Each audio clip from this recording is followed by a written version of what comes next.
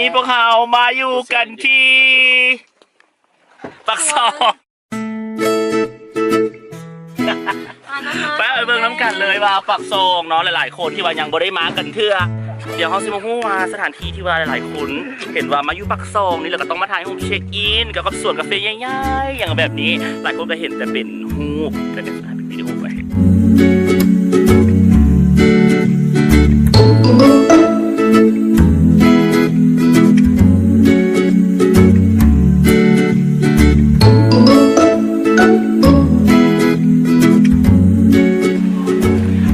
ฮอตแล้วได้ให้เบิ่งบรรยากาศว่าเป็นแนวได้เนาะ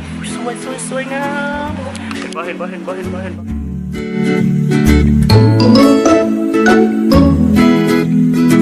เดี๋ยวพวกเขาก็ยังจะมีเป็นสั้น2อยู่ทางนั้นถึงขึ้นไปบอกว่าวิวทัศน์งามกว่าอีกไป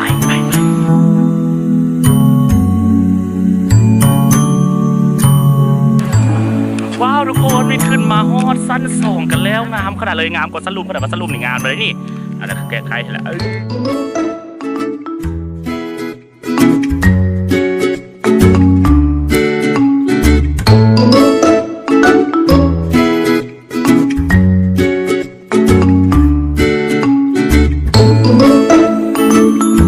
วันนี้ถ่ายภาพเคลื่อนไหวมาให้กันเบิ่งแล้วเด้อนักถ่ายที่ว่ามาได้อยากปากซอกก็มากันได้เนาะอยู่ที่ห้างอาหารบริเวณใครที่ว่ามาว้ายตกใจเบิ้ลและมื้อนี้มาอยู่กันสถานที่ท่องเที่ยวที่2ของมื้อนี้กันแล้วนั่นก็คือตาดฟ้าหลายคนเพื่อนบอกว่ามานี่ต้องได้ขี่สลิงแต่เขาบอกขี่เพราะมันค่ำแล้วเข้าไปบริเวณทางเข้าเนาะโอ้เป็นป่า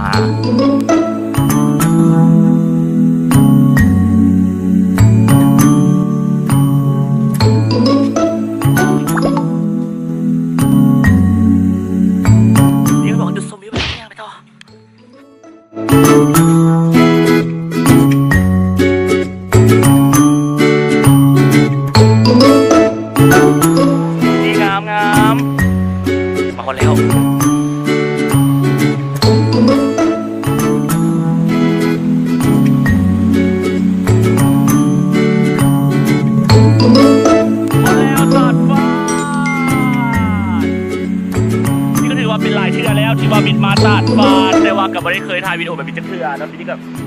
ฮอนประมาณเดือนที่3ที่4นี่แหละแต่คือว่าคือจะได้มาอีกอยู่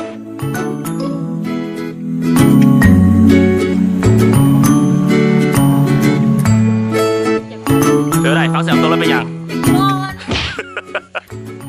เอาให้ดอกทอง